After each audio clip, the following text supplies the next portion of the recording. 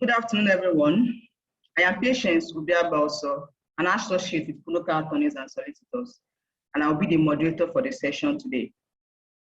This webinar is titled Restructuring and Turnaround as a Tool for Developing the Aviation Ecosystem in Africa, and is organized by PUNUKA Attorneys and Solicitors in collaboration with Kargman.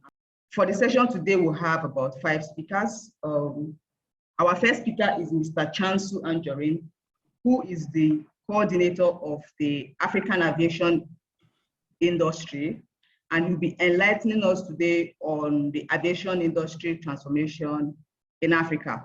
Mr. Chamsou was the former executive director of Boeing International and the former executive director of Air Afrique. He has a rich and diverse career of 42 years in aviation, including 24 years at the multinational airline Afrique and 18 years with Boeing. He co-founded in 2016 the African Aviation Industry Group, bringing together various aviation stakeholders in Africa to join their efforts and resources to accelerate the growth of aviation in Africa. Our second speaker for today is Mr. Stephen Kargman, who is the president of Kargman Associates. He will be discussing restructuring airline options, restructuring African airlines for a post-pandemic world, the challenges and opportunities. Mr. Stephen Kargman is the founder and president of Kargman Associates, and he has extensive frontline and leadership experience handling major restructurings in key emerging markets around the world.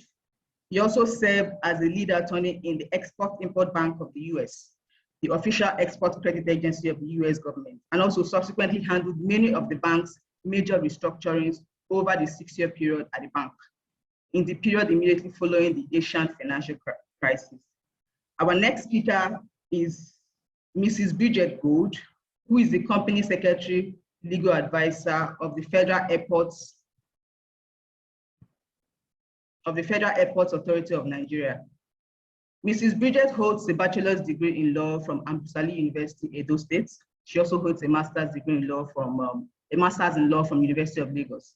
She was appointed into the Federal Airports Authority of Nigeria in October 2006 as secretary to the board, and she rose through the ranks to become the acting general manager, legal department in April 2021, before her current appointment as the company secretary or legal advisor of FAN. Our fourth speaker is Mr. Kamilu Omokide, who is the senior vice president at the Asset Management Corporation of Nigeria, AMCON. And he will be discussing a critical analysis of the concept of balance, business rescue, economic survival, and debt recovery in Nigeria. His brief profile is as follows. He's currently a senior vice president at AMCON, has handled various accounts. He has served as head large loans. He has also served as head strategic accounts and also head property management. He has asset portfolio of over 1 trillion. He's also currently the receiver manager of Arik Air Limited and also Amakpe International's Refineries Limited. He has overseen complex debt restructuring programs and significant recovery cases. As a pioneer staff of AMCON, he contributed in no small way to the formulation of policies and processes that have aided the implementation of the AMCON objectives. Lastly, today we'll have Mr. Chief Anthony Idigbe, who is the senior partner of PUNUKA Attorneys and Solicitors. He will be discussing the viability of restructuring procedures as options for business rescue in the Nigerian aviation sector. Sorry about that. Chief Idigbe is a seasoned Nigerian legal practitioner with 39 years experience in advocacy, insolvency and business restructuring, arbitration, dispute resolution. He's a thoroughbred legal practitioner and has been admitted to practice law in Ontario, Canada in 2016. He is also the president of the affiliate firm PUNUKA Consulting Inc., based in Toronto, Canada. Once again, we want to thank you for making out the time to join us for today's session. Also on board and would be sharing their insights in the discussions today are Mr. Captain Nuhu, who is the Director General of the Nigerian Civil Aviation Authority, and also Captain Valtogu, subsequently in the discussions.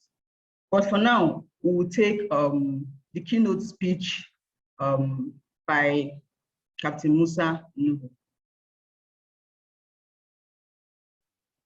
Thank you very much, Patience.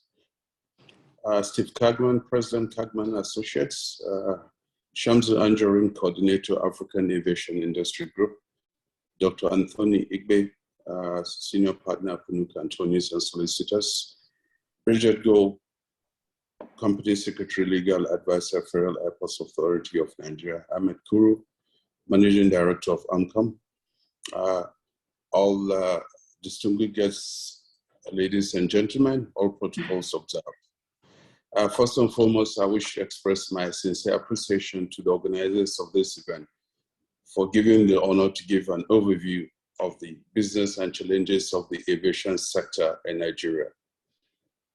As we all know, aviation is a business global concern that is not only the safest and the most popular means of transportation, but a major catalyst of economic growth and development, and a connector of people and businesses within countries and between countries in all regions of the world. According to a 2020 Air Transport Group report, the aviation industry contributes 3.5 trillion naira, which is about 4.1% of the global GDP, and supports a total of 87.7 million jobs globally. My presentation will focus on the business environment challenges and growth potential of the Nigerian aviation industry. According to an IATA report in 2017, the aviation industry in Nigeria contributed $1.7 billion to the nation's GDP, which is approximately 0.4%, while supporting a total of 241,000 jobs. The industry enjoyed a significant growth pre-COVID, making it the second fastest growing sector of the economy, according to statistics of the National Bureau of Statistics. However, the COVID-19 did not only bring the industry to a virtual screeching halt, but most importantly, expose the features and the weaknesses of the industry, not only in Nigeria, but globally. The history of aviation industry in Nigeria can best described as checkered, with a high rate of airline failures with an average lifespan of less than 10 years. The former national airline Nigeria Airways was established in 1958 and was liquidated in 2003 by the government after 45 years of sometimes very turbulent operations. The oldest airline in Nigeria, Aero Contractors, a private company, which was formed in 1958, was placed into receivership under the AMCOM Management Company of Nigeria in 2013 and remains a mere shadow of its glorious days. Over a period of 12 months from October 2005 to 2006, Nigeria experienced the darkest days of its aviation industries with 3 catastrophic air crashes within a period of 12 months with the loss of over 300 lives. The next air crash occurred in Lagos with Dana Air in 2012 with 159 fatalities.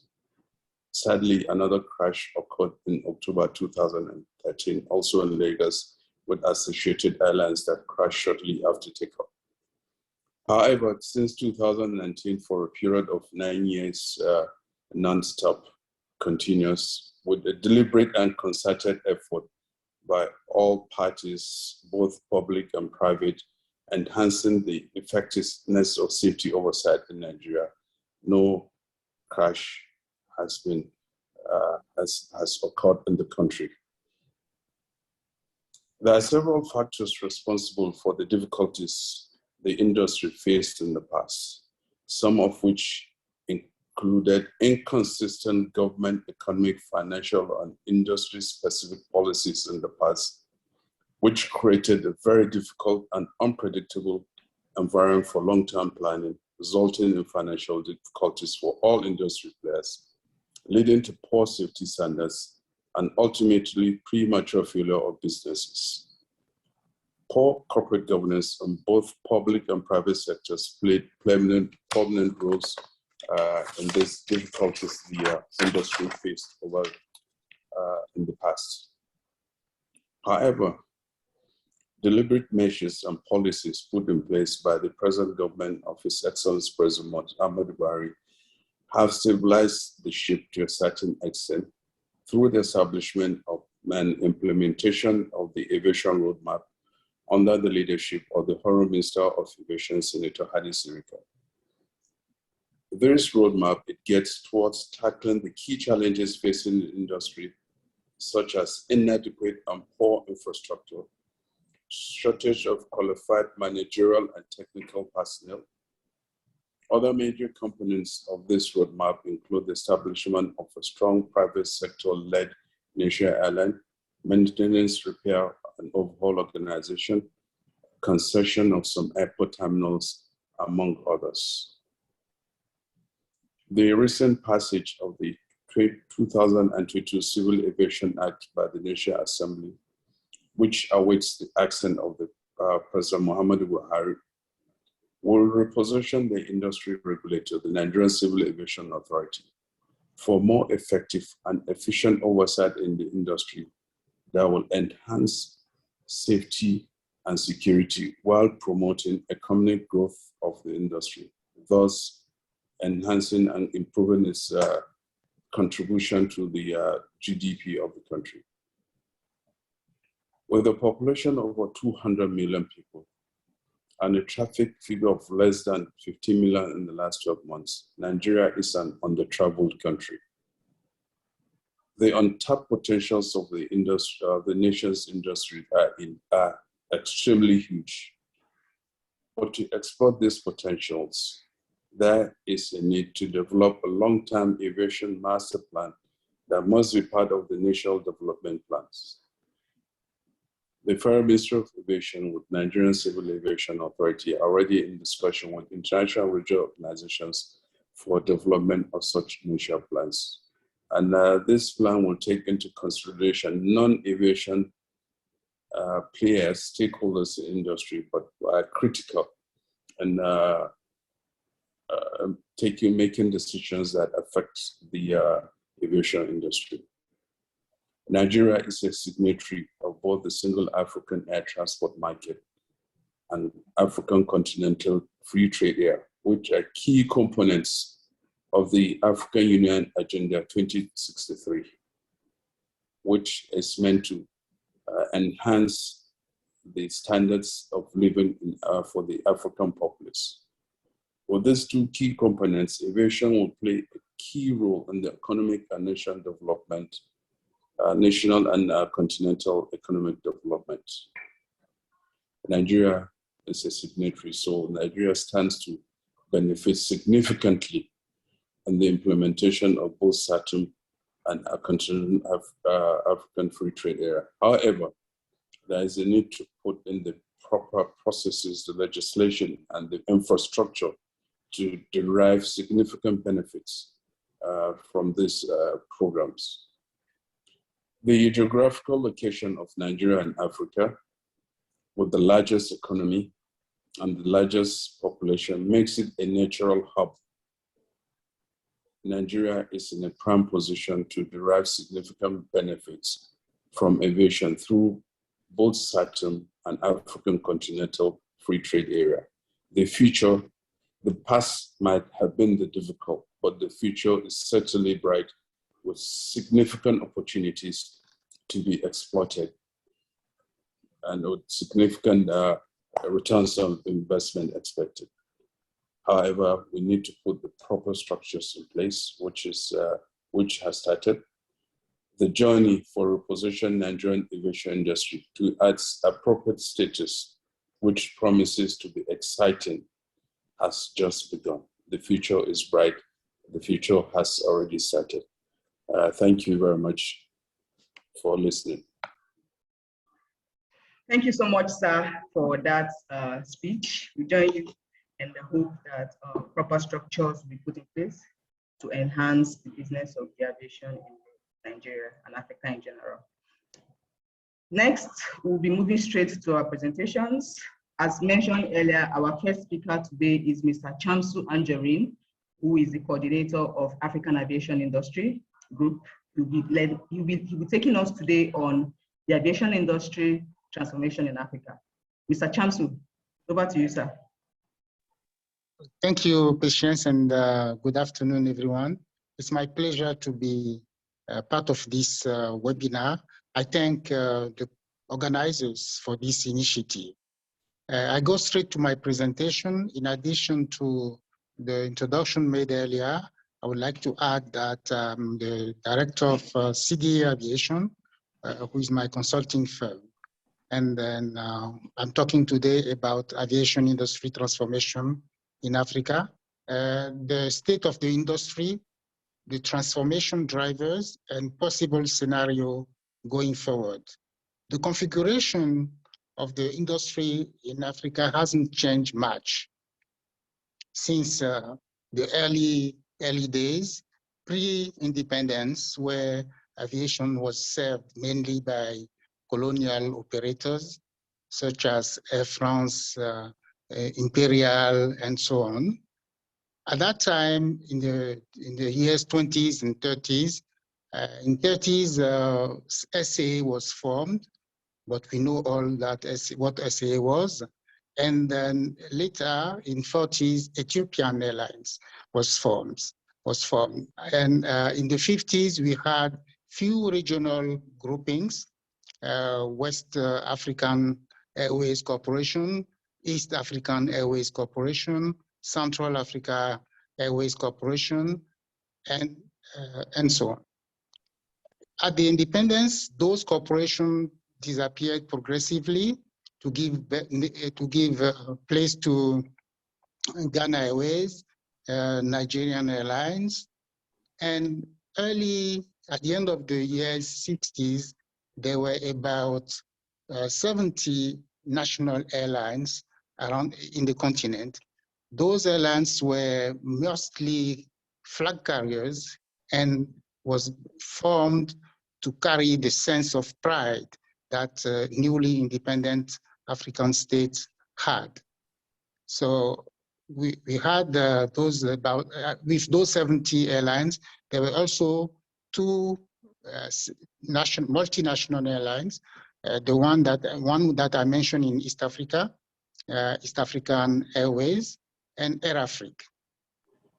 Those two multinational airlines have lived for quite a period of time, 41 years for Air Afrique, 37 years for East African Airways, and all collapsed. So that brings me to the current situation, the current configuration, where most of the early national airlines have collapsed, except Ethiopian Airways.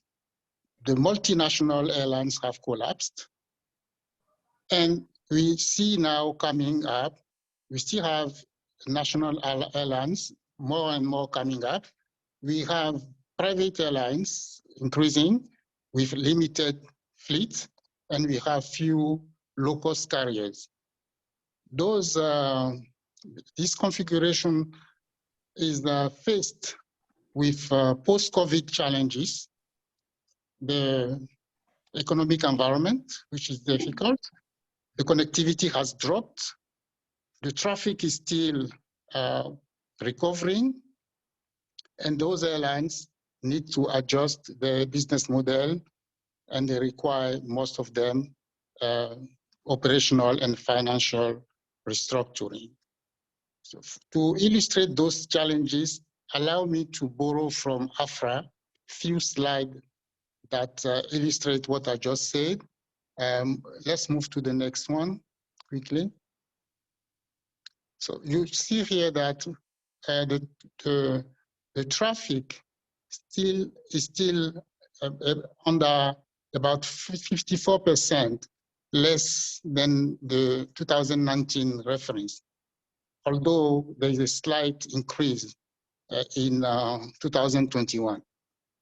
The revenue also, the cumulative revenue, according to AFRA, at the end of 2021 is about 8 billion, 8.6 billion, slightly improved from previous year total loss.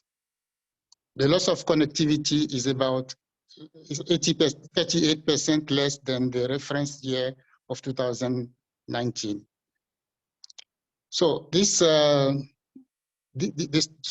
the state of the industry. There is hope, and the drivers of this hope and the transformation are the fact that Africa's economy is very resilient. Aviation in Africa, as elsewhere in the world, is very resilient. Africa is the second largest growth region of the world after Asia for the next 20 years, according to Boeing forecast. And we also have an increased urbanization rate, which is limited by the poor base, the poor economic base we are moving from, compared to what we have seen in other regions in the world. But yet there is an increasing urbanization rate.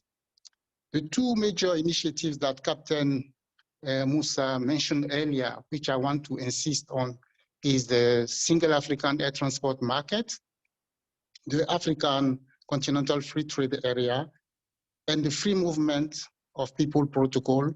The three combined will be a veritable, a true game changer in the aviation in Africa.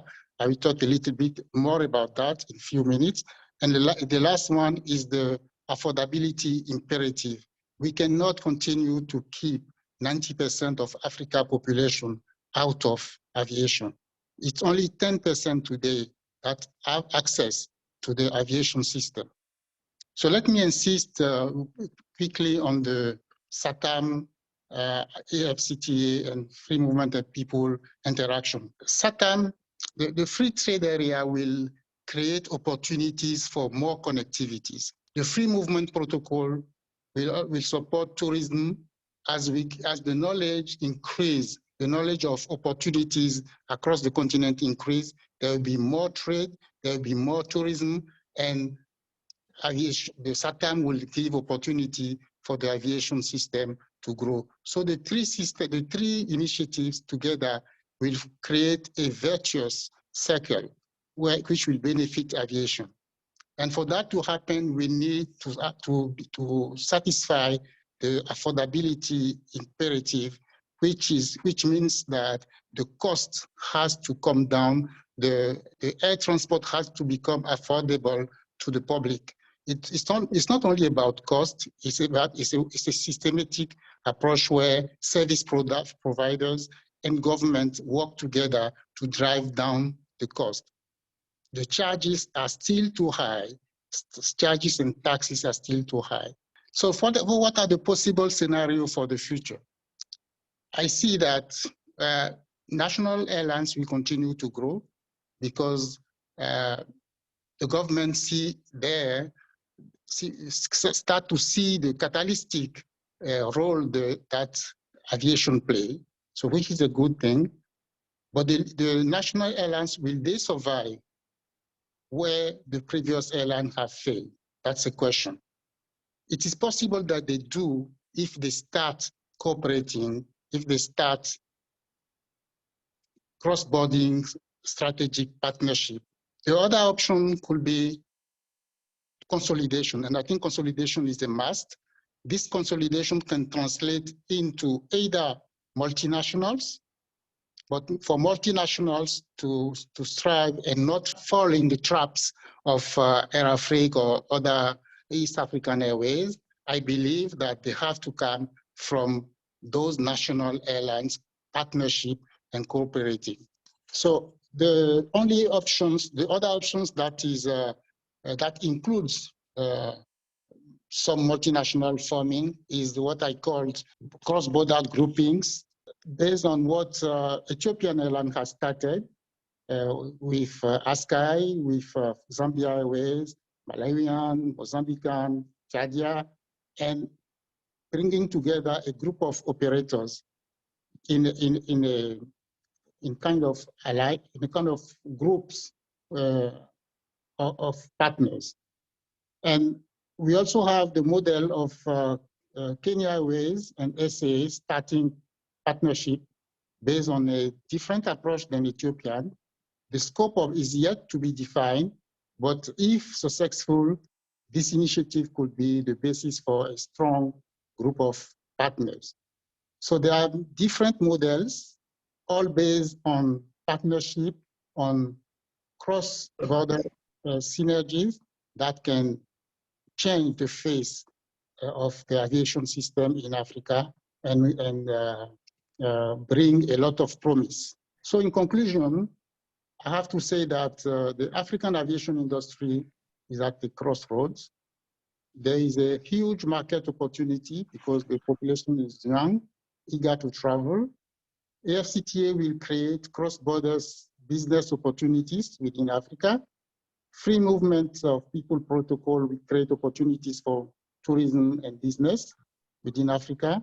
And SATAM will facilitate access to the market if airports, airlines, air navigation service providers, government work together to meet the affordability imperative. So consolidation is key. Building synergies is key for success. It requires prior turnaround strategies and restructuring. So that brings me to the end of my presentation. I thank you for listening. Thank you so much, sir, for that enlightening session. Up next, we'll have Mr. Kargman, the president of Kargman Associates, take us on the restructuring African airlines for a post-pandemic world, the challenges and opportunities that are available. Mr. Kargman.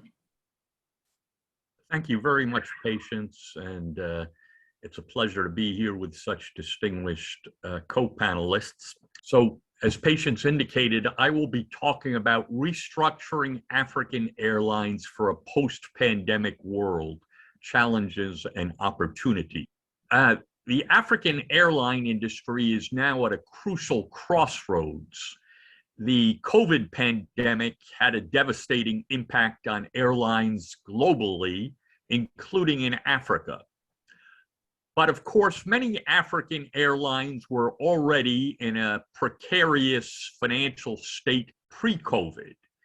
The lack of profitability among African airlines has been a perennial problem for the African airline industry. In fact, when other regions of the world, their airlines have been profitable, African airlines have been unprofitable. In recent months, though, African airlines had been starting to emerge from the pandemic-induced collapse in business. Yet the war in Ukraine has upended expectations of a smooth recovery of the global aviation industry, including the African airline industry. The effect of higher jet fuel prices on operating costs for airlines has been a major disruptive factor, and also the availability or lack thereof of fuel. And you've seen this very clearly in the Nigerian context in the recent months and weeks. The war in Ukraine has also had an impact on economic growth in African countries, especially the oil and grain importing economies. And there's also been a depreciation of certain national currencies. There have been other adverse global economic developments, including inflation, global supply disruptions, which have continued from the pandemic era, Federal Reserve interest rate hikes that have taken place and that promise to take place in the near future. The New York Times this morning reported that there could be several hikes in the next few months. In short, we're living through a period of disruption and turbulence in the global economy. So the airlines are operating in a very different business and economic environment than a few years ago, and perhaps even then just a few months ago. The current turbulent global economic environment provides African airlines a perfect opportunity to implement what I call the 3 R's: restructure, reposition, and reset. Airlines can restructure themselves into leaner, more profitable, and sustainable operations. And second, airlines should reposition themselves competitively, especially in light of the liberalized air traffic marketplace to be introduced by SATAM, the Single African Air Traffic Market that both Captain Musa and Chamsou talked about. And also in light of the liberalized trade across the continent with the advent of the African Continental Free Trade Area, again, a subject that the previous 2 speakers addressed. Third, airlines should reset their overall business and competitive strategy going forward. They should take advantage of the lull in business to undertake this reset. And critical to this exercise is the discipline of restructuring and turnaround.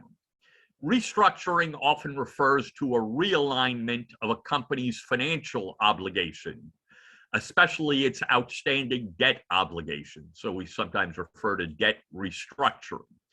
Turnaround often refers to the strategy and techniques designed to improve the operational and business performance of the company in question.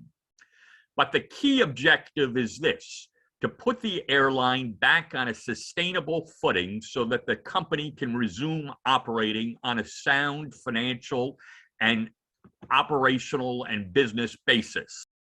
But it's important to remember that restructurings and turnarounds are effectively multidimensional exercises. There's a business component. Is the business model sound? An operational component. Are the company's operations efficient and cost-effective? There's obviously the financial component. Can the company meet its financial obligations on a sustainable basis? And then, of course, there's the legal dimension. What are the company's options, including insolvency and other options? What are the creditor's rights and remedies pre and post insolvency? What are the lessor's rights and remedies in the relevant jurisdictions, including right to repossess aircraft?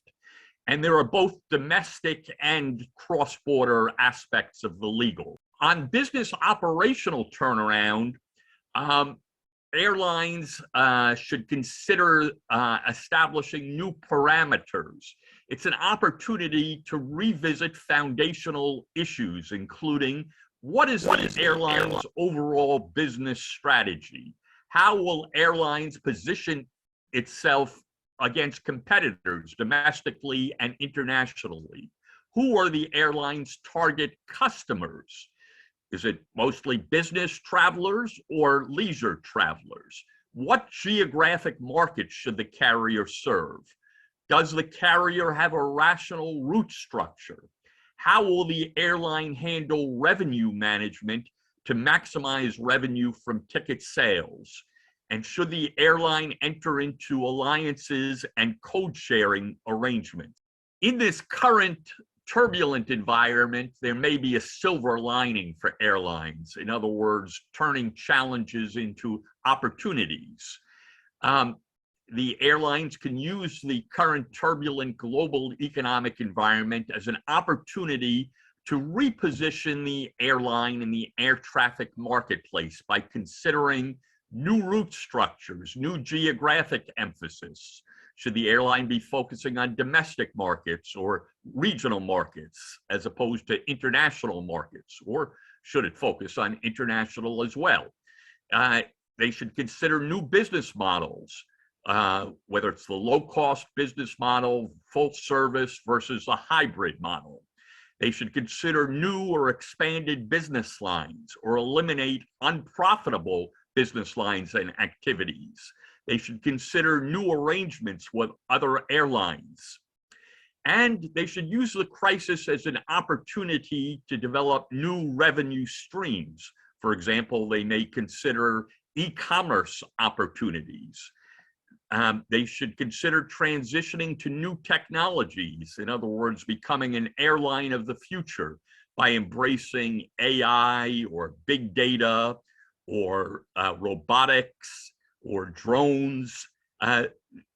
They need to take advantage of the new technologies that are available.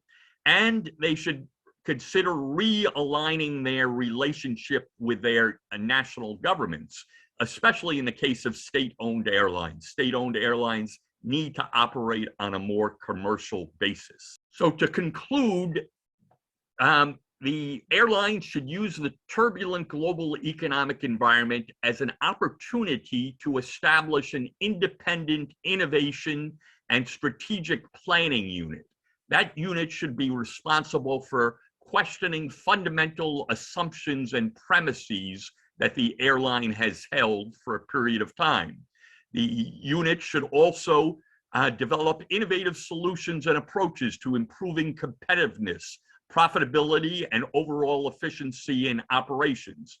And lastly, that unit should develop contingency plans for ensuring the continuity of operations for airlines in the event of a non-conventional major contingencies. We've just been living through this for the last 2 years with COVID, and now we see it with the Ukraine war. So the contingency plan should address climate-related events, post-COVID pandemics, wide-scale cyber disruptions, and so forth. Thank you for your attention.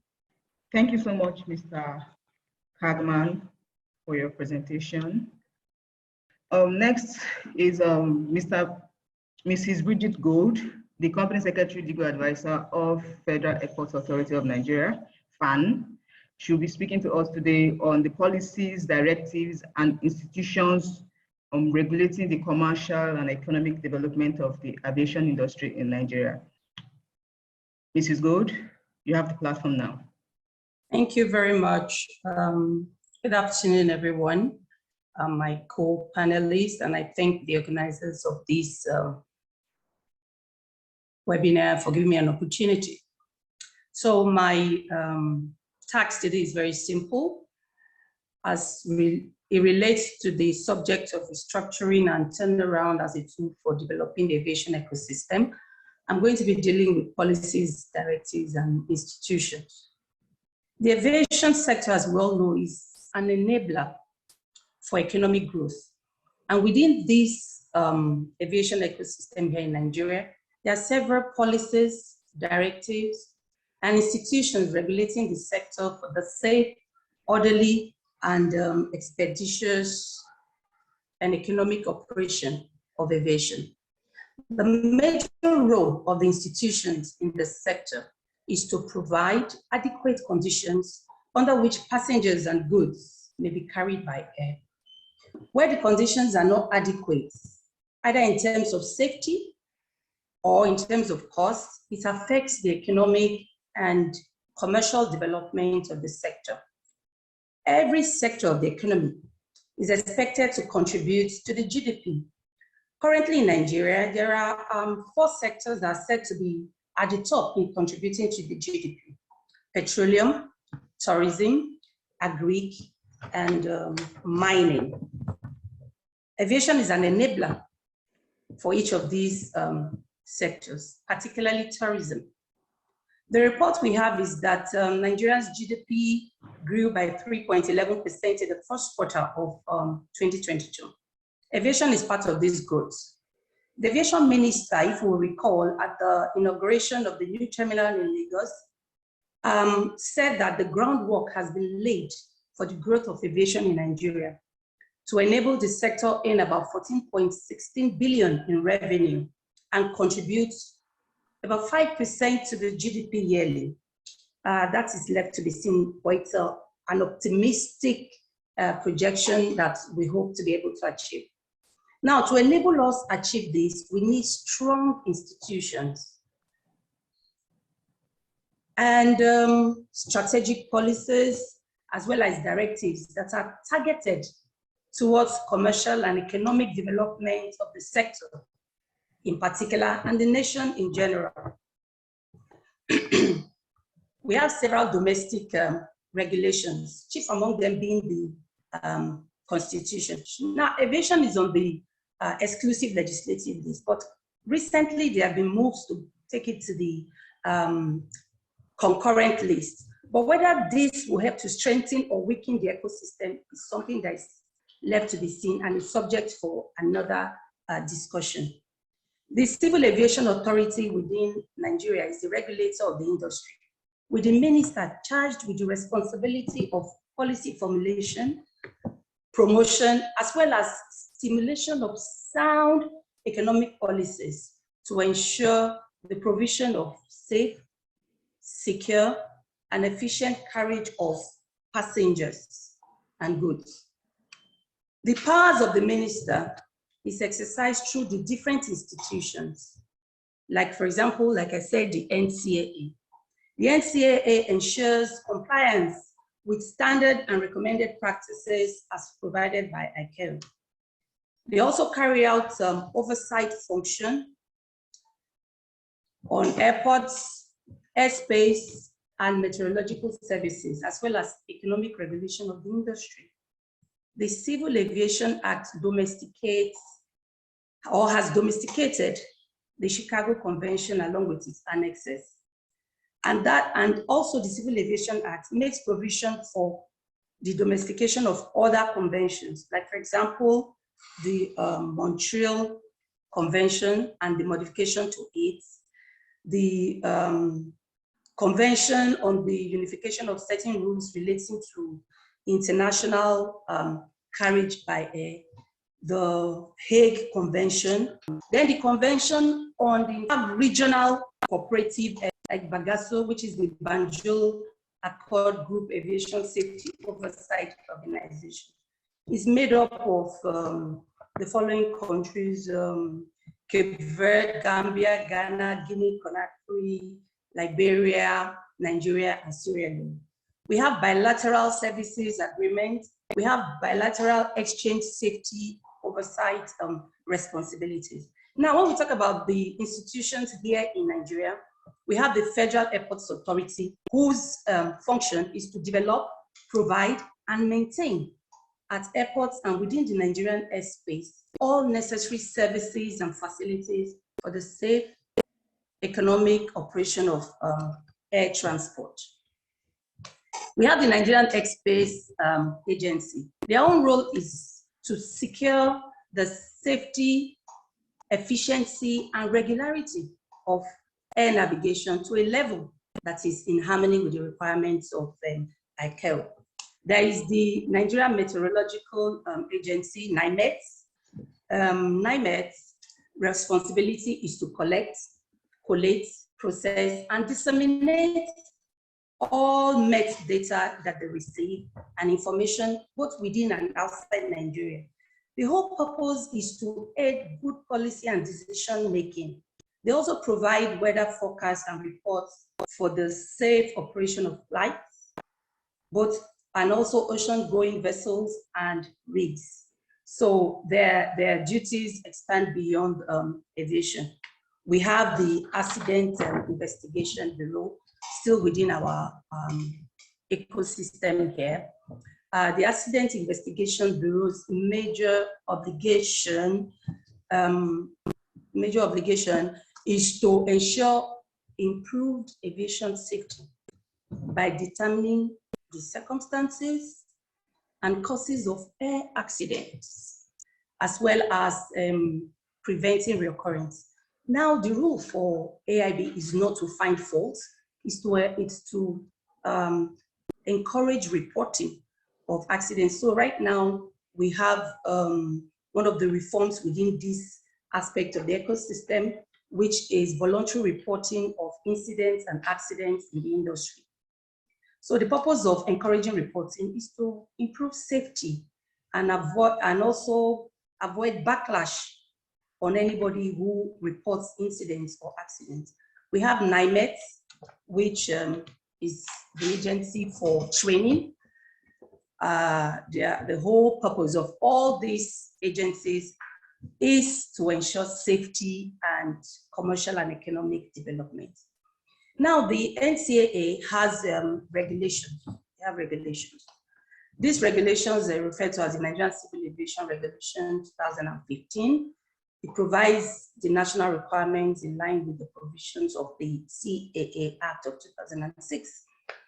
What do they do? In these regulations, you find regulations concerning licensing of personnel, security, safety, and also licensing of organizations within the aviation ecosystem.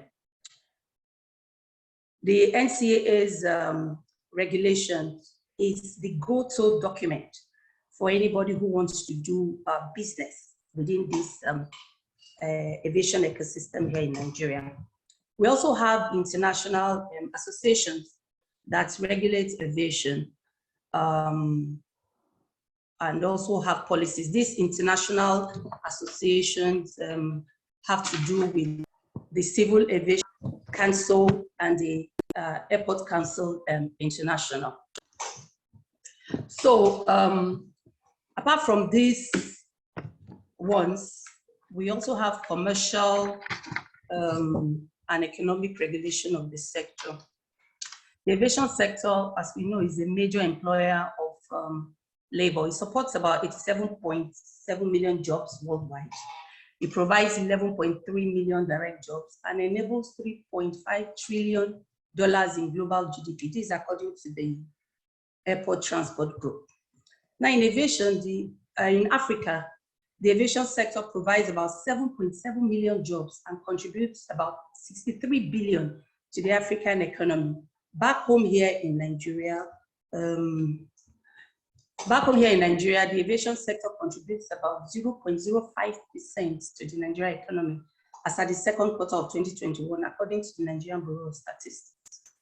Now, during COVID, as has been said by the earlier speakers, we had aviation played a major role in transporting needed medical personnel, repatriating travelers, and generally supported the supply chain within the sector.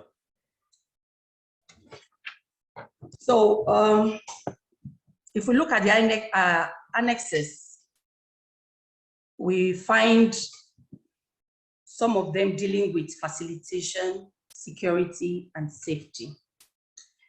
What we need to put in mind here is that the airport provides important investment opportunities for anybody who wishes. We have opportunity for running businesses at the airport, such as office complex, hotels, banks, and what have you. So the airport is open for business. But right now, what we have right now is that the aviation, the airlines, they're having issues. Why? Or what is the cause of that? They have problems with fueling. They have problems with getting forex to run their business, since most of it is denominated in dollars. This has resulted in a hike in prices of tickets and made it to be maybe outside the reach of the common man, as has been said by an earlier speaker. But despite all these challenges, I believe that there are still exciting times ahead for aviation or for the industry. There are exciting times ahead for growth and impacts on the economy. When we get to the question and answer, we'll talk more on all this. Thank you for listening. Thank you so much, Ma, for that overview on the existing policies and regulations in the Nigerian aviation industry. Next, we'll go to Mr. Omokide, who is the Senior Vice President of the Asset Management Corporation of Nigeria, AMCON. He'll be discussing a critical analysis of the concept of balance, business rescue, economic survival, and debt recovery in Nigeria. Mr. Omokide, over to you, sir. You're muted, sir. Good afternoon, ladies and gentlemen. I stand on existing protocol. I'm humbled to be in your midst. And in your midst, I'm representing the MD of AMCON, Mr. Ahmed Kuru, Managing Director, who sends his warm greetings to everyone. By way of background, a lot has already been said. The COVID actually took down the aviation industry in Nigeria, and at the end of 2020, GDP had gone down from 0.1, the GDP contribution of the aviation industry had gone down to 0.1% in 2019 to 0.08% in 2020. But thankfully, Nigeria has a way of rebounding, and currently, as at the end of 2021, it was already had gone to 0.15%. Effectively, the GDP of the aviation industry grew by over 33%. Beyond its direct impact on GDP, that is the aviation industry is a critical, vibrant for tourism, the tourism industry, commerce, and social integration. It creates a vibrant support industry in engineering, training, supply chain systems, etc. The industry is an employer of quality personnel and it's useful for developing a vibrant middle class. It's a high turnover business with high visibility for also for the business, but generally it has a very low return on investment on invested capital. Averagely in the world, the return on investment invested capital is about 6.7%, but most African airlines, including Nigerian airlines, actually are negative. And I think only ET has been able to come out so far with a positive return on investment. That is something that should be of interest because usually businessmen are deemed as rational. And so when businessmen go into the aviation business, the expectation is that they will make positive returns. But where the returns are consistently negative, it tells you that there's a problem. Some people say that the aviation industry is the graveyard of investors. The Nigerian domestic industry, the Nigerian aviation industry is mainly domestic in operation and with sparse international operation. Most airlines in Nigeria can be described as ranging from small to medium. The industry, of course, has been affected by COVID, escalating fuel prices, FS costs, and low passenger levels as a result of the reaction of airlines to increase prices. This page just shows you how the GDP of the aviation industry has been performing, and there's a lot that can be done, but not so much has been done yet. But things are looking up. Things are looking up for the industry, especially at the local level. This is one page I want us to look at. How come we're always talking about restructuring airlines? How come we're not talking about restructuring Coca-Cola? We're not talking about restructuring Nestle. We're not talking about restructuring many industries. Why are airlines always in trouble and require restructuring? Like the DG said, most airlines in Nigeria die or lose vibrancy in less than 10 years of operation. They have very low profit margins. They are exposed to macroeconomic factors such as changes in fuel prices. The war in Ukraine, for example, is affecting us in Nigeria. FX prices are, the autonomous market currently is about 600, 610, and that is really where people can get the dollars to do business. Almost 70 to 80% of the operation in Nigeria is dependent on dollars one way or the other, either directly or indirectly. Some of the other things that from our experience has led to failure of some of our airlines is strategic errors in aircraft acquisition. We have an airline that invested in A340s, A340-500.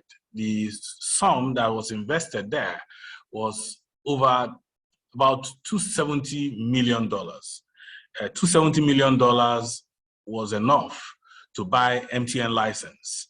And I tell you, 2 to 3 years after MTN, as of today, is the most valuable business, most valuable quoted business in Nigeria. But as of today, those planes are on the ground and the loans cannot be paid.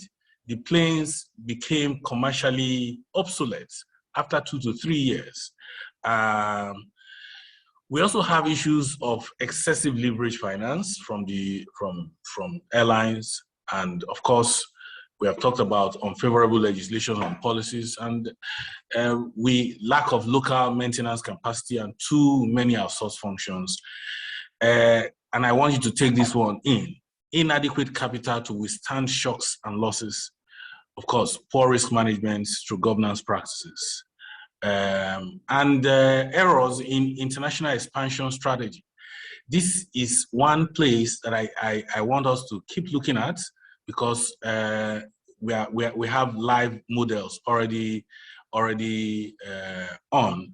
It has been found in Nigeria that a lot of the times it was when airlines ventured into the international space that they had their biggest problems. I'm sure there's some lesson to learn from there. Well, this just talks about AMCON, but the message we want to bring out in this is that because we're involved in ARIC, we're also involved in Aero, and we've been involved with other airlines, including Air Nigeria. I think at some point there's people could think, the general public would think that AMCON was established to revive airlines or to rescue airlines and things like that. But that is not actually the case. The primary objective of AMCON was to help to stabilize the financial system, to make sure that Nigerians have confidence in the intermediation business of banks. And so AMCON came in to buy bad loans and bring liquidity to the banks, and in some cases intervene directly to give capital to the banks. The major objective of that was to increase confidence in the banks or in their balance sheets. And so the restructuring stroke refinancing or intervention in airlines is a derivative function. It's not the primary function of AMCON. We basically found ourselves there, and we can't wait to jump out. Basically, our portfolio at inception had just 5% for transportation and storage. That includes road transport, air transport. So for AMCON, therefore, the airline exposures, as big as they may look, were not very, very important in the overall picture of what the loans the corporation bought. Currently, AMCON has an industry exposure of about 350 billion naira. At current exchange rates, that will be less than, that will be like $0.8 billion approximately, if you are using CBN price exchange rate. If you are using the autonomous exchange rate, it will be in the neighborhood of about 0.55% or billion, $0.55 billion. That's the exposure of AMCON currently. But of course, this exposure is the biggest exposure any financial institution is holding for airlines in Nigeria. And to that extent, it is important. Next page. So what is our resolution experience? Generally, talking about creating balance between restructuring, recovery, and talking about our experience, the way we did it is that for airlines that were not operational, that were not functioning, we simply had a recovery objective. So we sold whatever we could sell. In one case, we fixed a plane and leased it out to another airline. In some cases, we took over properties, and we basically pursued recovery directly as our objective for airlines that were not functional. But for airlines that were functional, especially in the case of Arik and Aero, we pursued a business rescue objective. The reason we pursued this objective was we were trying to align with the federal government to stabilize the aviation industry, save jobs, and while pursuing the hope of a turnaround. What has been our experience in this, I think, is a bittersweet experience. Jobs have been saved, so we are happy. The aviation industry has been supported, we are happy. But recoveries have been low, so we are not so happy about that. The airlines continue to need huge capital injection, which AMCON indeed has been reluctant to provide because, like I said, that was not our primary brief.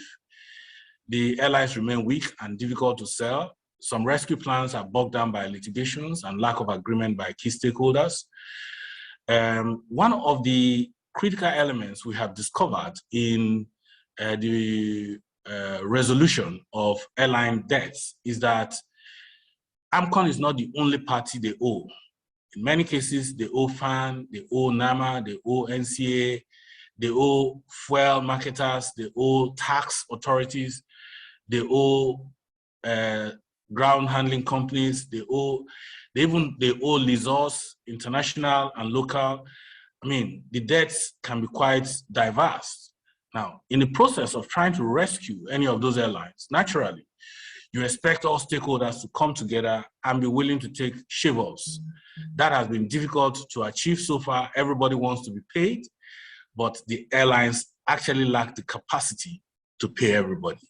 And so in some cases, they are driven to the point of liquidation as the only option that is available. But with understanding, it is possible to actually rescue these airlines where all stakeholders are willing to take, significant haircuts. If you give AMCON the chance now, because of the challenges it has faced in the process of resolving these airline debts, especially business rescue option, AMCON will tell you that they should just have gone into those places, sold the planes, sold the houses, sold the chairs and the tables, and just come out as recovering. But that may not have served the national interest effectively. I have posers here, and it's for discussion, for people to ask questions. How do we prepare airlines for inevitable turbulent times? Obviously, the industry spectrum shows that there will always be turbulent times. How do we prepare them?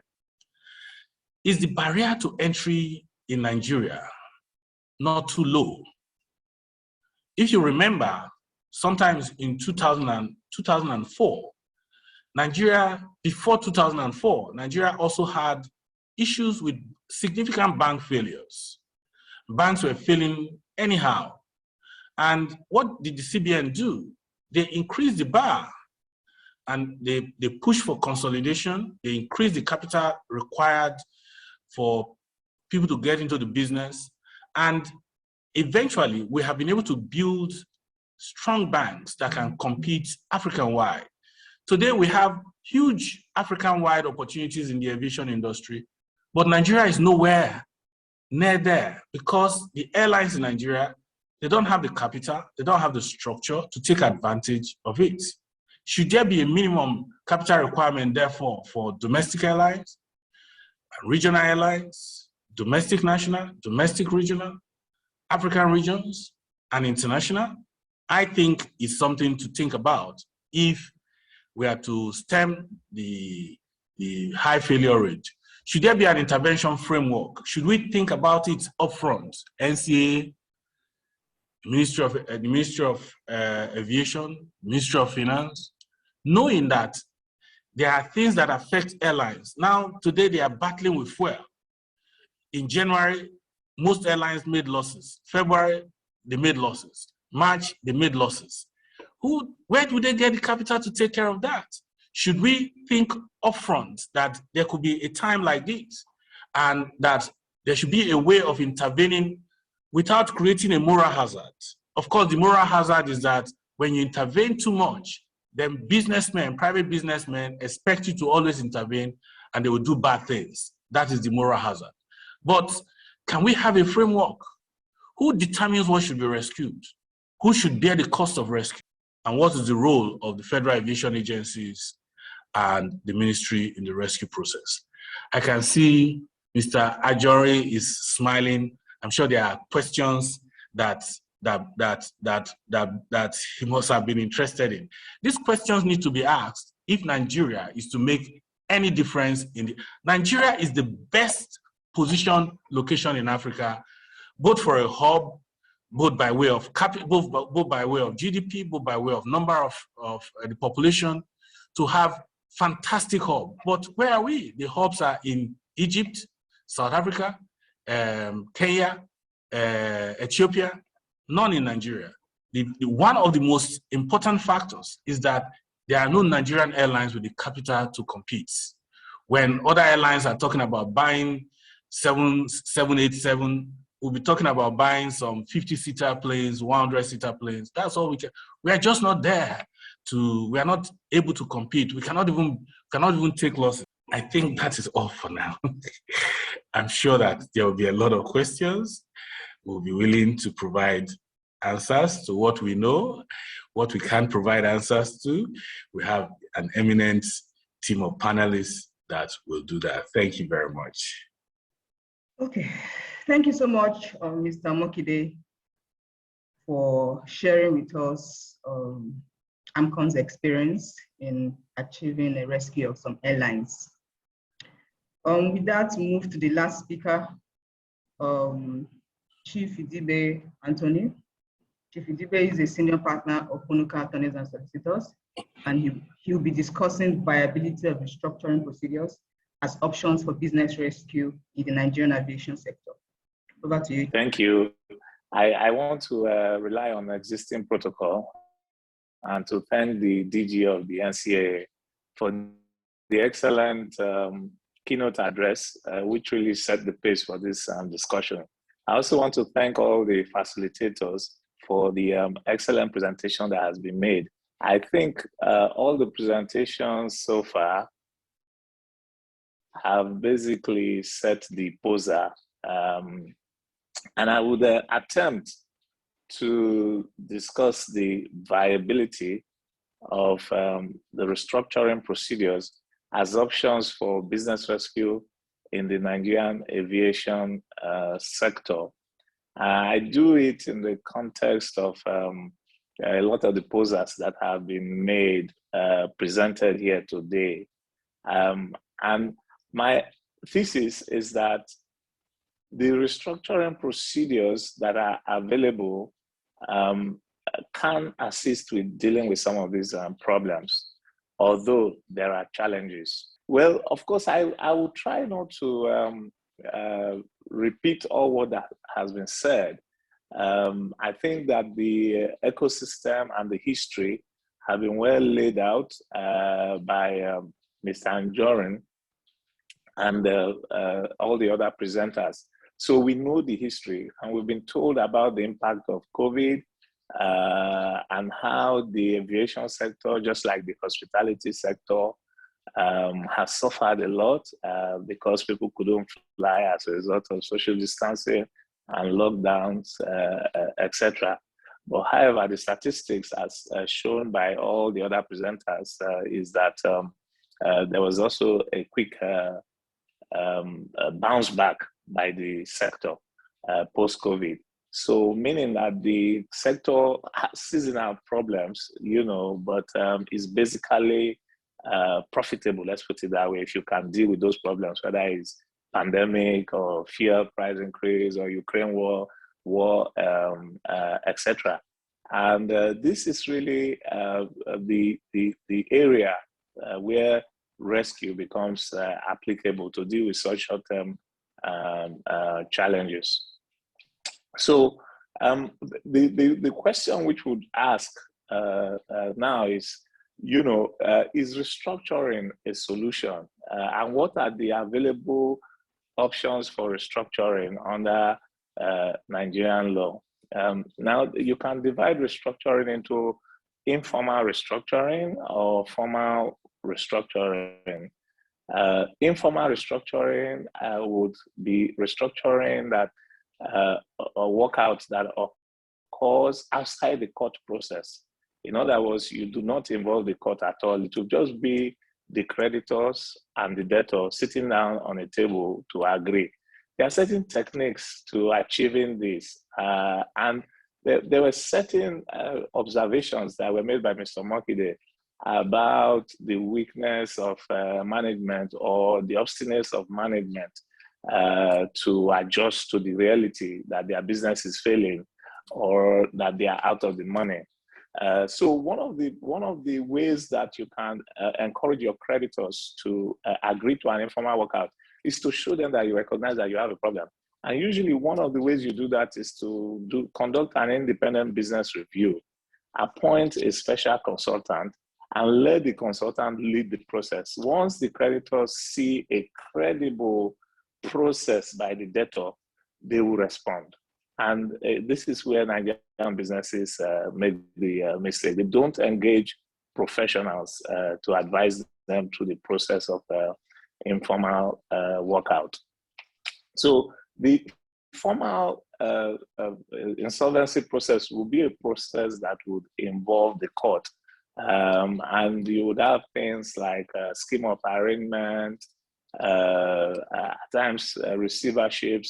Although receivership is an out-of-court process because it's a right you get under a security document, but usually to get protection, they go to court. And by going to court, it enables a restructuring to take place or a business rescue, usually, if the debtor then engages using the court. And we've used this successfully in some transactions where we then got the court to order a meeting of the creditors and the debtor, and the matter was resolved with the supervision of the court under a receivership. So there are other systems that receivership scheme of arrangement were existing before CAMA 2020. What CAMA 2020 then did was to introduce two new tools. One is the company voluntary arrangement. And the company voluntary arrangement is very, very good because it does not involve a declaration around the insolvency of the company. And it can take place with very little court involvement. And usually it will be the calling of a meeting of the creditors and the shareholders to approve a particular restructuring of a debt. And we just used it recently in the tourist company case, a tourist company of Nigeria, where the shareholders, there were shareholder loans, and they wanted a relief. The company wanted a relief, and some of the shareholders agreed, some did not. So they used the CVA process, and it was successful, and the debt was discharged. Portion of the debt was discharged as intended by the company. So it's working already in Nigeria, the CVA. And then the second new concept that was introduced in Nigeria is by CAMA 2020 is the administration. And one of the advantages of administration is that it gives you a moratorium. So the moratorium means that the other creditors cannot enforce their rights. And even secured creditors, there are certain provisions under CAMA where you can go to court and then prevent them from exercising their rights. And that will give you the breathing space to consider a rescue or to save the business, because if they take away critical assets like the aircraft, then your business will collapse completely. So that's a problem. Now, this is the context of our existing law, that is CAMA. But then with respect to aviation, there's a complication because aviation has special regime, as I said in the outline, special regime that regulates it. And under that special regime, it does not respect the judicial process. It's an administrative process. So you can remove the equipment based on all that the creditor needs to do is registered with the International Interest Registry System. And then they will issue to the NCAA irrevocable deregistration and export request authorization. Once that is in place, the NCAA will allow them to take the aircraft out or the equipment. And they don't have to wait for a court order. If they do, Nigeria will be liable under the treaty. So you see that previously in the Midwest Nigeria case, Nigerian court could give an order that stopped aircraft being removed from Nigeria. But all that has changed by treaty, and then the treaty was domesticated under the Civil Aviation Act of 2006 in compliance with Section 12 of the 1999 Constitution as amended. And so that is now the Nigerian law. And the result is this: how do you then do a walkout where you get a moratorium and a stay when, by virtue of the convention, you can always take away an aircraft by an administrative action?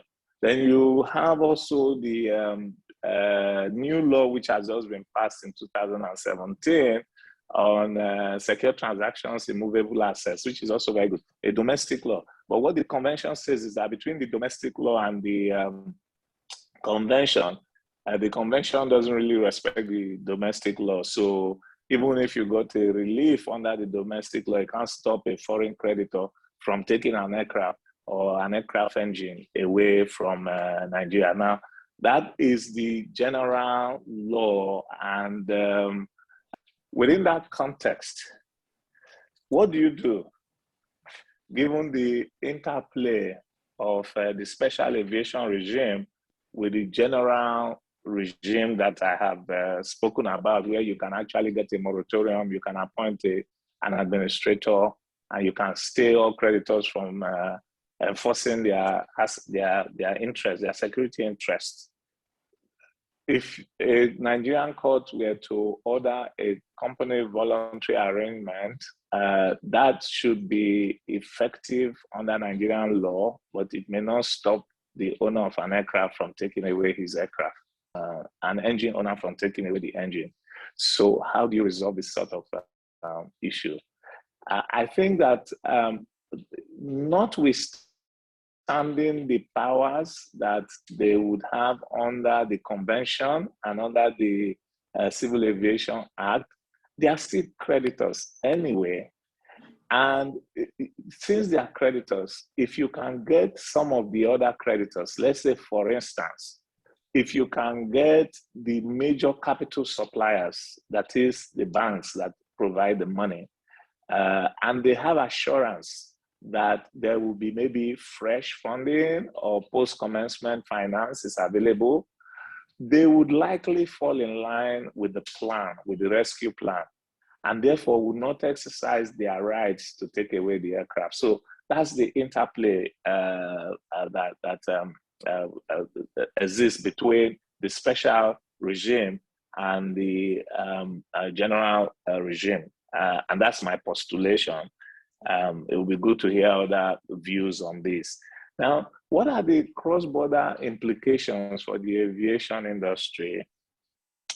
As I've said before, that the model law is not applicable. So even if you got, let's say you got a court order in Nigeria to stay all creditors from exercising their rights, you may not be able to get recognition abroad because abroad the defense is going to be that the model law is not applicable, so the court should not give you cooperation and assistance. They should not recognize. Also, the order you get in Nigeria may not be effective abroad. And I mentioned earlier that you have varying jurisprudence. So, for instance, you have the Gibbs rule in the UK, which says that a debt which is denominated under English law cannot be discharged by a foreign order. So, and you would find that most of the contracts that this aviation industry gets into will be denominated maybe in either English law or the law of New York. And with the Gibbs rule, it becomes a big challenge. And then you have the Robin case, Robin and Eurofinance, which also held that if a foreign creditor does not enter into or submit to the local jurisdiction, the decision of a local court will not be binding abroad against that person. However, there's a counter case, the Cambridge case, which Cambridge gas case, which says that a foreign court has a duty to assist the local court in enforcing its orders. So and then in the US, you have a practice where the US believes so much in comity, and in a very recent case, they recognized, the US court recognized an English scheme of arrangement. That was the Magyar Telecom BV scheme, a case. And there was a scheme of arrangement in the UK, and then they took it to the US, even though it was denominated in US choice of law, which if you apply the Gibbs case, it meant that the US courts would not apply it. But the US courts recognized it. And what they did in that case was, in order to give the UK court jurisdiction, they moved the headquarters of the company to the UK for 3 months. And then based on that, UK court did a scheme of arrangement, and then they recognized it under Chapter 15 in the US. So that means that in trying to maneuver this whole process, you have to be innovative. So you do at times a little bit of forum shopping by choosing the jurisdiction that will be more friendly to you, so that minefield. And I said forum shopping is one of the solutions. So you have to go to the country that gives you the best insolvency solution. And in order to do that, you may need to move your offices, etc. Informal workout, I've given some idea on how you do informal workout. A pre-planning during the business operations stage, to make sure you have the right choice of law in your contracts, etc. We should all work together to change the liquidation mindset, particularly of Nigerian creditors, to move it towards restructuring. It's easier with foreign creditors. We can use the tools that we have, even the old tools, the scheme of arrangement tools. Once you have the right number of creditors supporting you, you can actually clamp down on the orders. And then there, even with respect to the convention, the Cape Town Convention, there is a very interesting Australian case where they defined what was meant by delivery of possession. The question was the aircraft engine. That was the Wells Fargo case, and it has to do with Virgin Atlantic collapse during the pandemic. So the question was, how should the aircraft engine be delivered? And they said, the owner said they should bring it to them in their own country in America. And the administrator who had been appointed said, well, come and take it here. And he went to court, and the court said, well, yes, that they have to come and take it. It's local possession, and not for them to deliver it abroad. And if they had to deliver it, that the other side will pay the cost. And that difficulty, that extra difficulty that they placed on the creditor, made it easier for them to get a restructuring, because they couldn't take the equipment out, and then they were able to restructure the Virgin airline debt, and they brought in new capital provided by Bain Capital, and they were able to reposition the company. So I would just like to round off by referring to the very excellent posers that were led by Mr. Mokide. He said, talking about AMCON experience, he said some rescue plans are bogged down by litigation and lack of agreement by stakeholders. He also spoke about airlines, that airlines continue to need huge capital injection, and there's difficulty of sale. And I respond to that by saying that, that the regular insolvency and creditor rights regime in Nigeria, and I'm talking of CAMA 2020, actually offers certain solutions. One, it offers cram down. In other words, you can cram down the creditors who are disagreeing. It discharges debt. You can discharge the debt, even if the people are screaming and shouting and refusing because they have a liquidation mindset. We just did it in the case that I mentioned. Then the owner's possession solution is there, because part of the reason why they resist is because they want to be in possession. And there are several solutions that under the new CAMA where you can still be in possession, and you still have to submit a plan. And because under the plan, the creditors may request for some changes in management, such as appointment of a chief restructuring officer. Certain roles can be removed from you. can be a compromise that would work out. And lastly, the new law provides for moratorium. And these are tools that enables restructuring. So I submit that if restructuring options under CAMA 2020 are used innovatively, it's possible that AMCON will no longer dream of returning to debt recovery, but will insist on restructuring and business rescue for the aviation industry. So in concluding, I just say that it's challenging, definitely, under aviation. On the one hand, we have this convention that tries to satisfy international secured creditors. On the other hand, we have these tools for business rescue, and it requires innovation of all the parties, including their lawyers, their consultants, the debtors, and the regulators, to ensure that we get an effective balance between the interests of creditors and the interests of debtors, bearing in mind the point that was made by Mr. Mokide, that we should not allow these tools to be used by an indolent and inefficient debtor. Thank you very much. Thank you so much, sir, for the enlightening session, and also extolling the business rescue tools that we have under CAMA, and also other strategies that we need to actually indeed achieve rescue.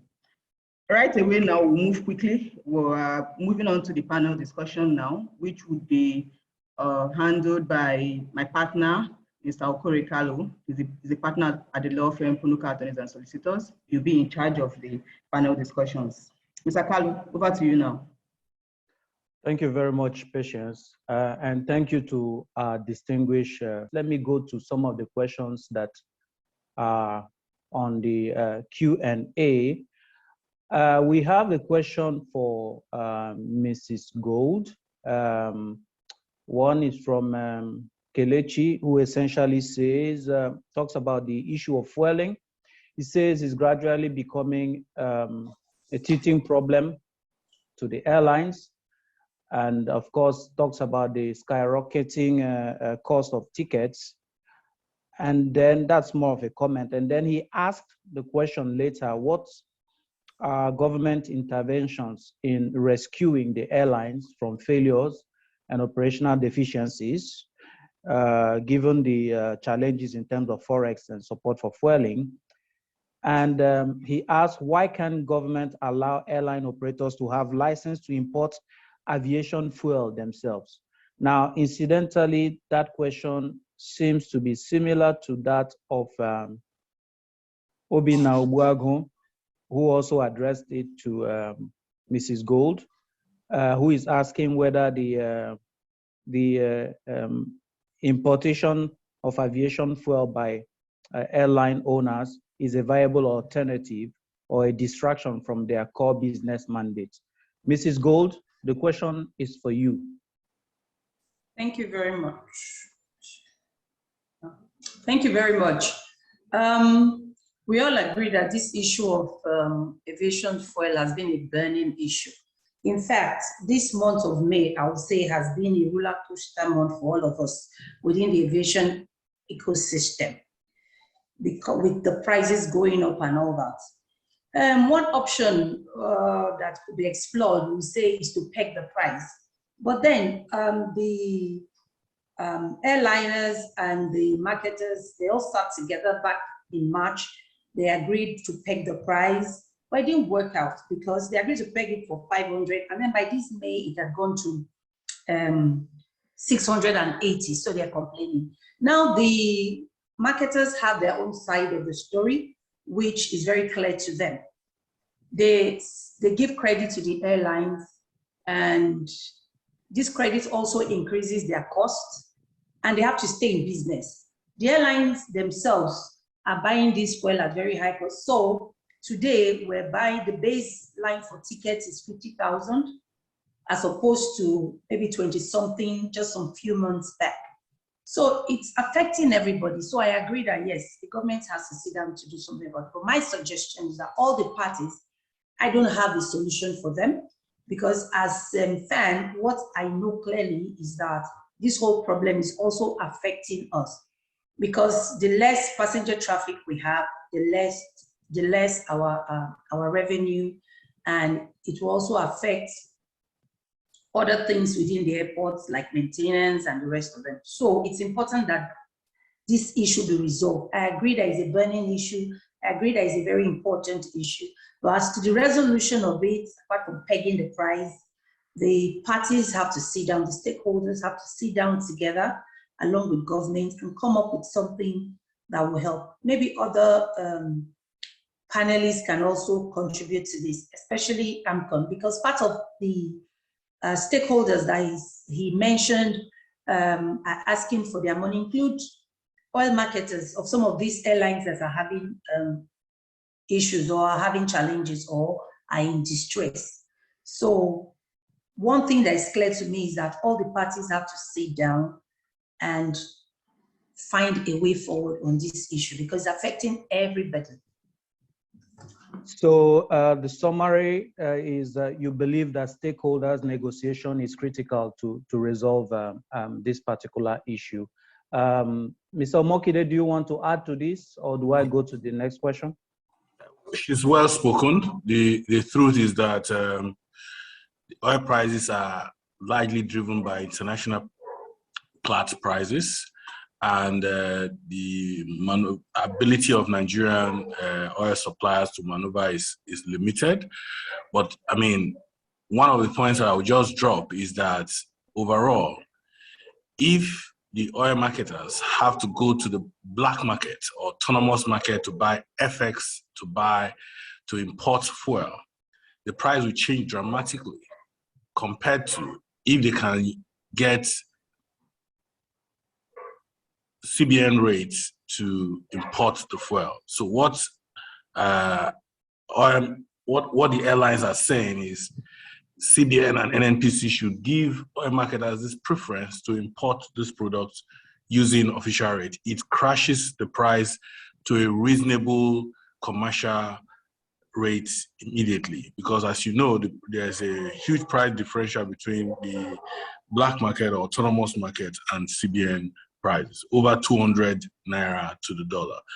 That alone, I mean, you could almost say that that alone will affect a lot.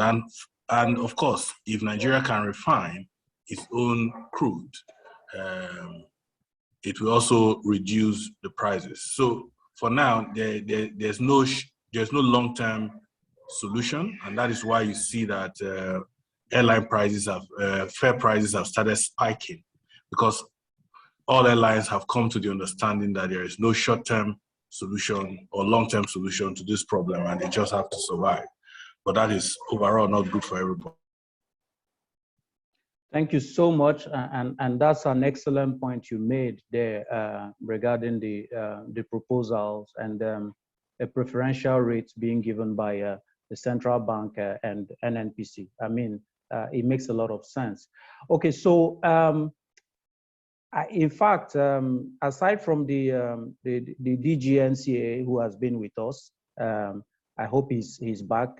But I also wanted to. I'm here. Oh, beautiful, sir. We wanted to have your views with regards to some of these presentations and your comments.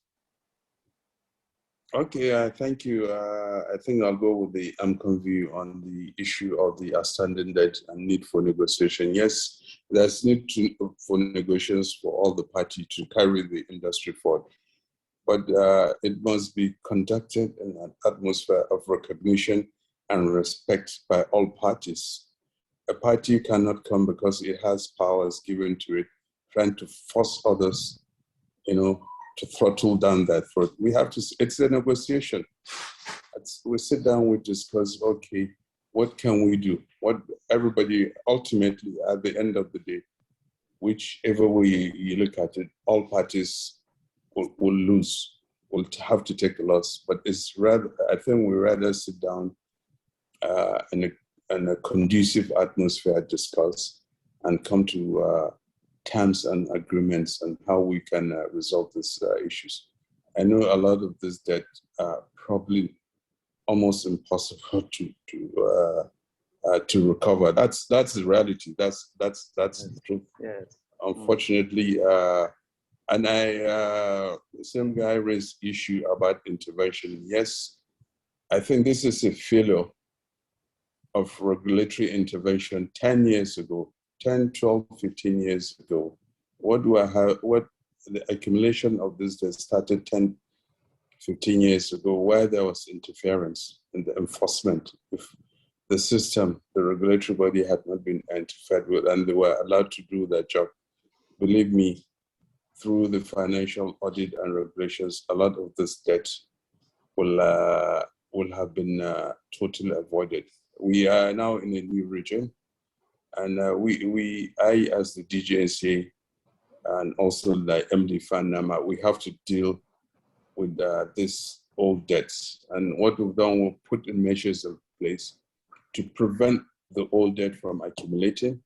And we work with the various debtors to see how we can reach an accommodation that will not send them out of business, and which they will repay over a period of time.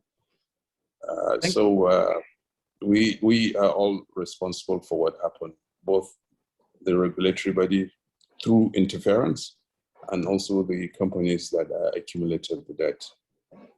Thank you so much, DGNCA. I mean, from the perspective of being a stakeholder, as we are all consumers, it's very refreshing to see that. I mean, the regulator and AMCON here, and there's a lot of convergence on the fact that there must be negotiations, and that in order for the industry to really be rescued, all hands have to be on deck. Thank you so much for that contribution. I'll quickly go to a question that is asked by Nelson Uzwebu, who is asking about the SAATM, and is asking whether it is still in operation, and what we may expect in terms of the challenges regarding FX, aviation, fuel, and what is the outlook like going forward. Essentially, that's the essence of his question. It will be good that Mr. Omokide,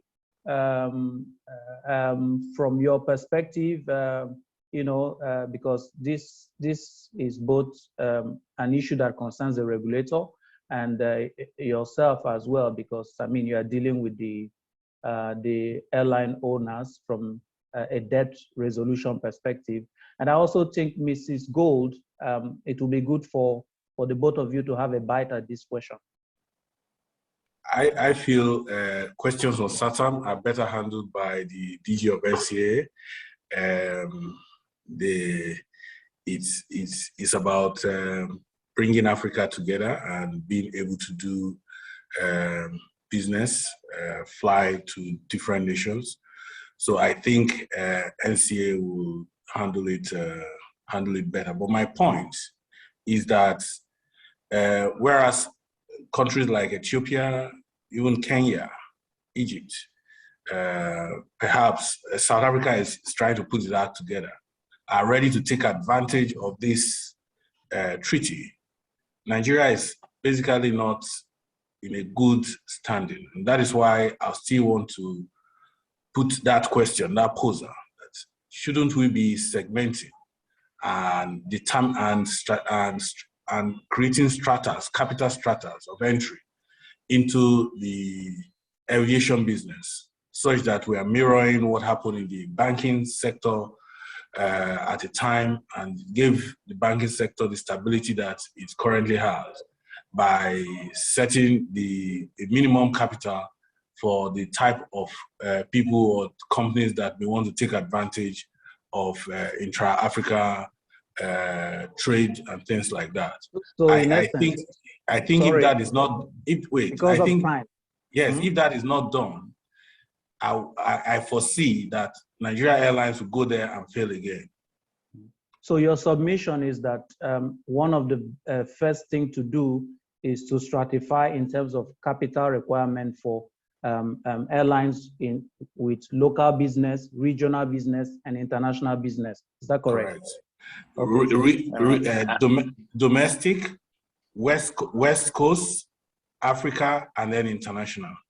I think raising capital is one of so many measures or one of so many challenges we have to face. One of the major issues we've had in Nigeria is that issue of corporate governance. You can raise your capital to whatever you want to do. If you don't have a proper management put in place, it's a waste of time and your resources. I see that on a daily basis. The issue we have. The issue now, are they supposed to be regulatory? Some of these policies and issues we need to do. Should this be regulatory, or should be policy matters, issues of raising the capital along with others? We are going to be reviewing our civil aviation regulations, hopefully sometime this year, once Mr. President accents to the new Civil Aviation Act.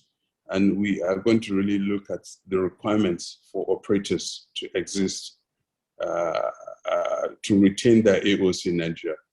The current regulation says 3 aircraft. That is, with all due respect, that is ridiculous.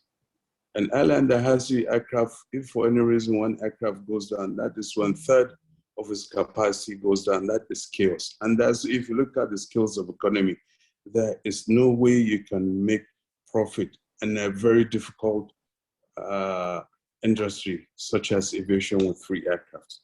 I think we need to go the way the central bank did with the banks, not necessarily increasing the minimum capital, but automatically increase the minimum number of operational aircraft for you to continue to operate as a scheduled operator or even unscheduled operator, because it's a matter of safety, it's a matter of financial viability, and the two of them are directly interconnected.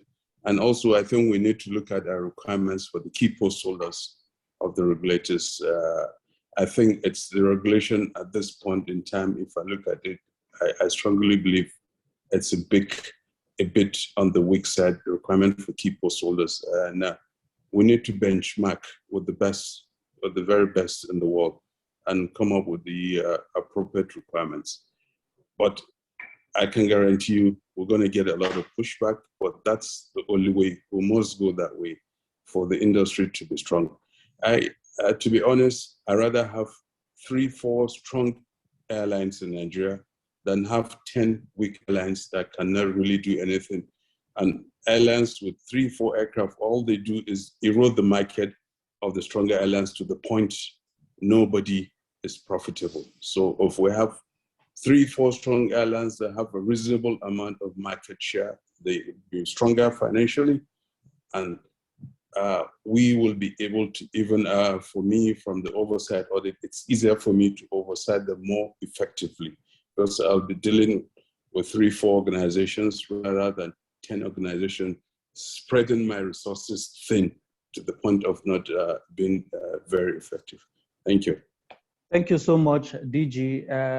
2 very strong points. One is basically consolidation, and the other is to address some of the gaps in terms of the regulatory gaps and raising the standard.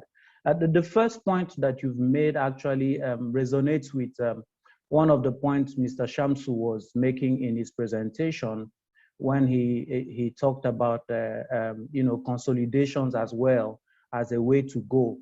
But there is a bit of a concern as well, because given the history that we've had in terms of failure of multinational airlines like Air Afrique, for instance, where you've seen the Air Afrique coming down. So the question then is that, if we are opinion that there should be, consolidation and having strong airlines and all that, how do we manage the challenges that comes with, the different governments that invest and then at the end of the day, you have the corporate governance issues that the DG has also mentioned. Mr. Chamsou, do you think you can address this aspect? Thank you, Okori, for this question. I want to support what the DG said earlier. The fact is that we should think about the cost, the fixed cost, and the variable cost in the organization. If you are operating 2 or 3 aircraft, it means that your fixed cost is only spread over the operation of these small aircraft, a small number of aircraft. It means that your fixed cost has a higher unit value. And even if you manage your operation very well and have a variable cost compared at par with other operators, you still come up with a total cost which is higher and you are not competitive. So the need for consolidation is crucial. Now, you mentioned multinationals, you mentioned Air Afrique. The reason why Air Afrique failed was not because of the consolidated aspect of it, it's because of the political interference, governance issue, corporate complexity of having many countries working together. But these are not, these are things that we can learn from, and they are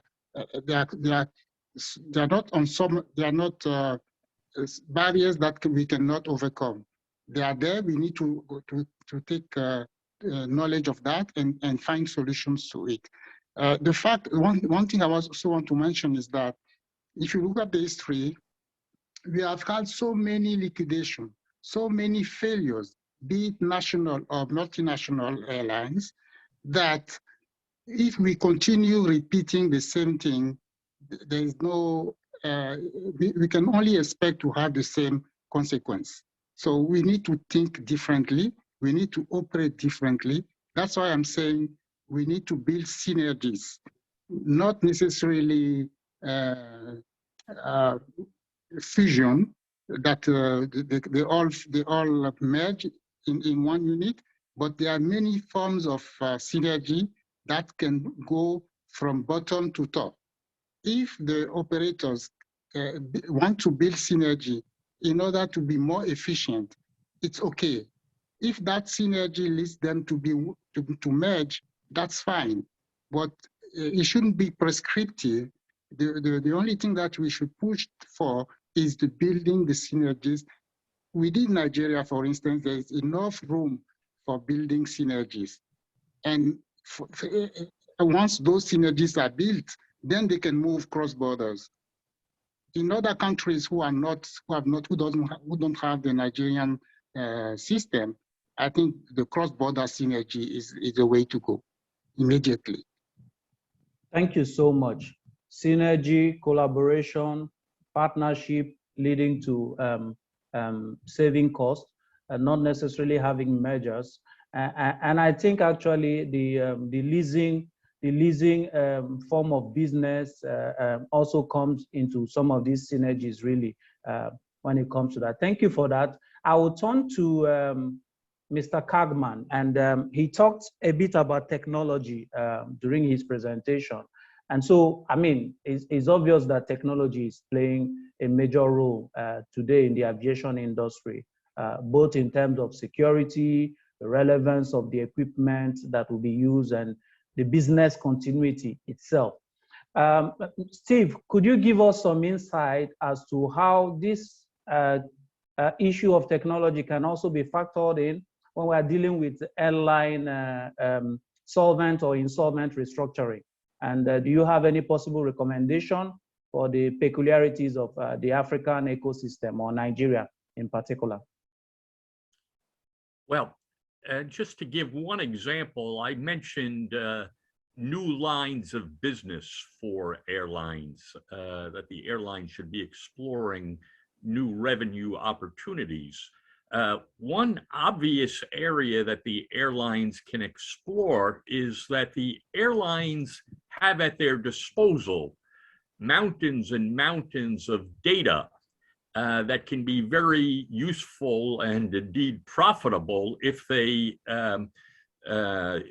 take proper advantage of it, subject, of course, to all privacy restrictions and so forth. But for example, some of the airlines outside of Africa, including Air Asia, but also Ethiopian, they are building up their e-commerce platforms.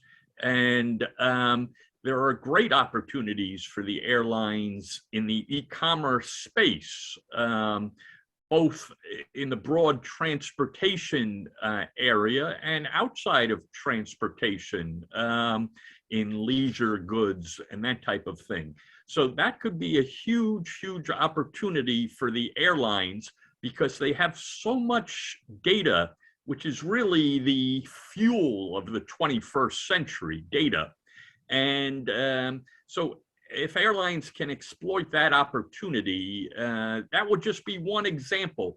Now, back to Nigeria in particular, we've been talking a lot about the importance of economies of scale and so forth. And that can be helpful in terms of procurement, leasing, and other things. But Nigeria has an advantage that a lot of the other African countries don't have. It has a huge domestic market. Yes. And so if there were a few carriers that could operate in that market profitably, then they could move to a regional basis and so forth. But you've got, like the rest of Africa, a large young population. So the demographics are very favorable. And you've also got the need to take air travel because the distances can be great between different parts of Nigeria. So Nigeria has the potential, but it has to rationalize its air traffic, its industry, the air transport industry, to take advantage of these opportunities, particularly, as has been mentioned several times, on the front of economies of scale. That's what I would say. But the opportunities with the new technologies are also can be abundant, quite frankly. And cargo was mentioned. There are lots of opportunities in cargo delivery that the airlines discovered during the COVID experience. And so that can be a very profitable line of business too. And some of the cargo operators are now starting to explore the use of drone technologies for that last mile delivery. That's very insightful. Thank you so much, Steve. One last question, and then that's a wrap. This goes to Mrs. Gold. Well, we saw on your presentation a slide about the business opportunities. So, if you don't mind, I would like to ask what is FAN doing to create a super economy within the airport spaces that we have in Nigeria, leveraging on the ecosystem. For instance, having conference centers, five-star hotels, a lot of, business ecosystem around the airport, agricultural aggregation centers to speed up the processing and exportation of agricultural produce. Some of these things, we are not seeing them happening and being facilitated within the airports. So what's FAN doing to create an enabling environment for that, please? Okay, so we have our investment handbook that clearly states the different kinds of business you can do at the airport, which includes all that you have mentioned. And our processes have been made easier, especially with the federal government's ease of doing business initiative. So any organization who wants to do business within the airport, all they have to do is indicate interest in these different aspects of business that you can find at the airport. And we facilitate the process quickly. Because of that, the Federal Airports Authority had set up the one-stop shop where intending business owners can easily go to get the different requirements for the different kind of business they want to do. And then we take the process through quickly to get them to where they can start. And the Federal Airports Authority is doing a lot to encourage the businesses around the airport. Do you know that even after the COVID-19, because of the problems that the businesses had during COVID-19, the businesses around the airport were given 50% waiver of what they were supposed to pay to the authority. This was just to encourage recovery and put them in a better place to continue their business. So we're open for business, and the process is quite simple and straightforward, as long as the parties come in have all the needed requirements. Thank you so much. Unfortunately, all good things have to come to an end. We'll have to just call this webinar to an end. Thank